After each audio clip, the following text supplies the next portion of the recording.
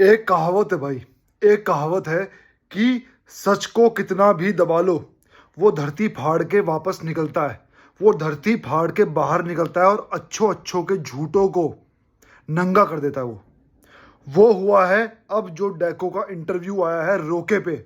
अब लोग बोल सकते हैं कि भाई हम कैसे मान लें डेको सही बोल रहा है, हम कैसे मान लें जावी गलत है, या फिर हम कैसे मान लें जावी सही बोल रहा है, हम कैसे मान लें डेको गलत है। लेकिन भाई एक ना फुटबॉल फैन का और एक इंसान का ना इंट्यूशन भी काम करता है। आपके सामने जो हो रहा है, अगर मैं उसको इधर उधर का पेश करूंगा तो आप पकड़ लोगे कि त्यागी झूठ बोल रहा है और ये चीज सच है। इस चीज को अभी बैठ के जस्टिफाई करूंगा रोके के केस में।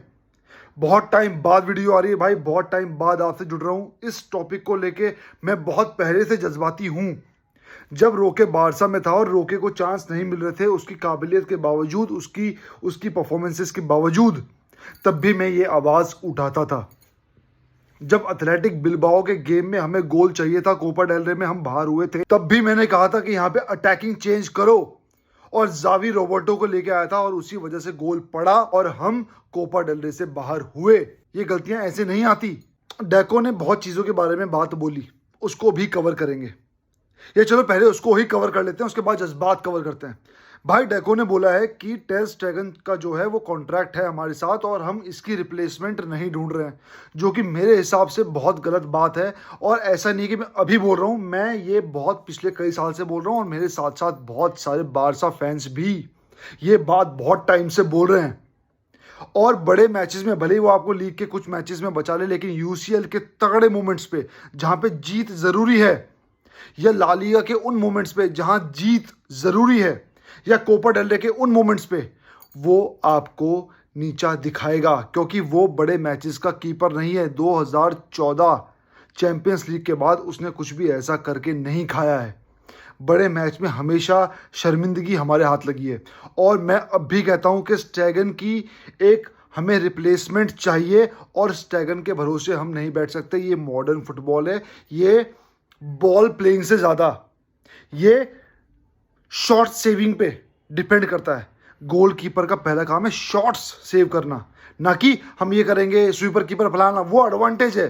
लेकिन मेन काम ये है, अब लेवेंडोस्की को मैं कीपर बना दूं, वहां पे वो सेव करता है और अटैक में गोल नहीं आ रहे, तो भैया जूते तो पड़ेंगे ना कि भाई लेवा अटैकिंग के लिए तेरे को हायर किया है, तो हमें तेरे सेव्स अच्छे लगे, लेकिन अटैक तेरा मेन कंसर्न है। तो भाई इस चीज के मैं थोड़ा सा खिलाफ हूं डेको के और बारसा मैनेजमेंट के, कि हमें टेर स्टेगन के साथ ही अगले 3 साल निकालने चाहिए। भाई कान पकड़वा लो, लेकिन इसको बाहर बिठाओ, वो समय आ चुका है। क्योंकि हर पोजीशन पे, चाहे वो अटैक है, चाहे वो मिडफील्ड है, चाहे वो डिफेंस है, बारसा का एक ना एक प्लेयर ऐसा ऐड हुआ है जिसने वो इंटेंसिटी बदल दी, जिसने वो भूख डाल दी टीम में जीतने के लिए। डिफेंस में कुबारसी आया, मिडफील्ड में तो हदी होगी, कसाडो आया, गावी आया, ठीक है, और आपके और नए प्लेयर्स आते जा रहे हैं, बर्नाल आया, तो यहाँ पे ये ऐड हुआ, डैनी ओल्मो आया, राइट।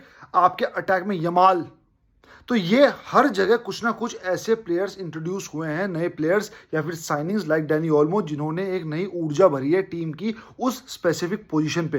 तो उसी तरह हमें गोल कीपिंग पे भी वही एक इंटेंसिटी और एक ऑरा चाहिए भाई अब। तो इसको चेंज करने का समय आ गया। ये मेरे थॉट्स हैं, आप मेरे को बताना मेरे भाई आपके थॉट्स क्या हैं।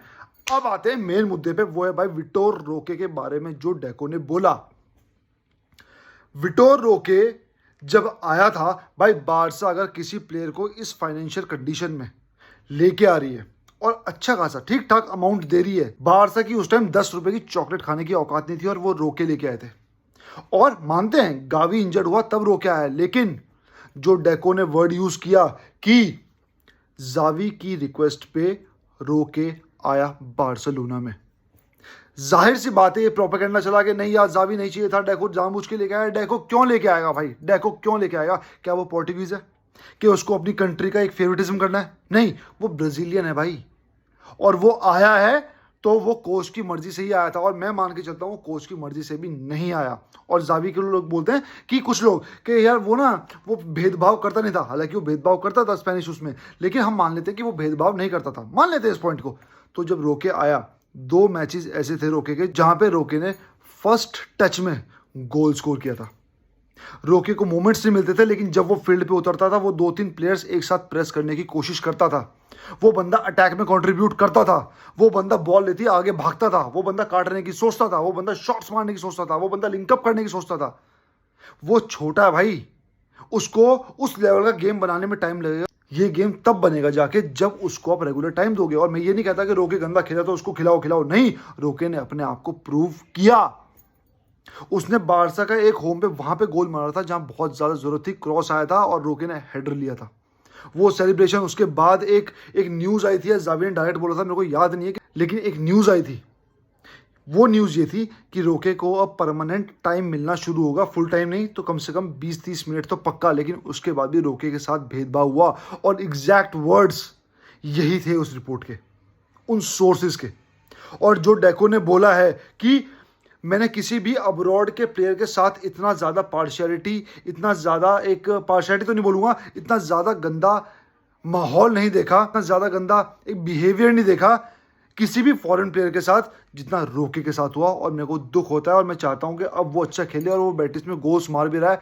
पर्सनली मैं बहुत खुश हूं, पर्सनली बहुत सारे बारसा फैंस बहुत खुश हैं। लेकिन इससे एक बात साबित हो जाती है कि जावी ने गलत किया, क्योंकि अगर फेवरेटिज्म नहीं था और तेरे बिना भी आया तो परफॉर्मेंस पे आपको उसको खिलाना चाहिए था, लेकिन जावी ने उसको नहीं खिलाया, तो यानी कि फेवरेटिज्म था। क्योंकि रोबर्टो को लगातार धकेला जा रहा था, स्क्वाड में लगातार धकेला जा रहा था, किसी और के खिलाफ एक की मोमेंट्स पे गोल मार दिया। इसका मतलब ये नहीं है कि उसकी हम 30-35 सड़ी हुई परफॉर्मेंसेज भी देखेंगे, नहीं। जो मेरिट पे खेलेगा वो खेलेगा।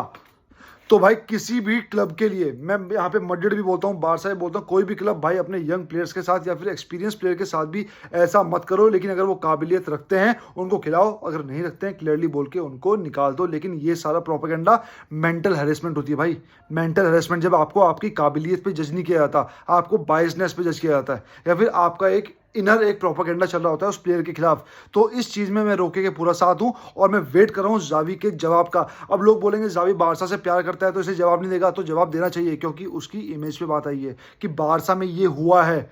तो क्लब की बेटरमेंट के लिए, क्लब की एक इमेज के लिए अगर जावी आगे जवाब देता है कि मैंने ऐसा नहीं किया, तो मैं मानता हूं। लेकिन वो जवाब नहीं देगा क्योंकि उसने ऐसा किया है। तो भाई मिलते हैं अगली वीडियो में, तब तक के लिए विस्कल बारसा।